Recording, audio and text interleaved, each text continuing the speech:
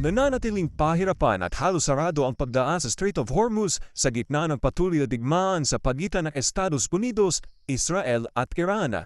Sa kasalukuyan, kontrolado ng Iran ang daluyan kung saan mahigpit na binabantayan ang mga dumaraang barko. Ayon sa Iran, isinasapinal pa nila ang pagpapatupad ng bagong operating conditions bilang bahagi ng mas malawak na bagong kaayusan sa Persian Gulf. Sa ilalim ng planong ito, mas hihigpitan pa ang pagdaan ng mga barko at may mga bansa na posibleng hindi na papayagang makatawid. Kabilang sa mga maaaring maharang ang mga barkong may koneksyon sa United States at Israel na itinuturing ng Iran halaban sa digmaan.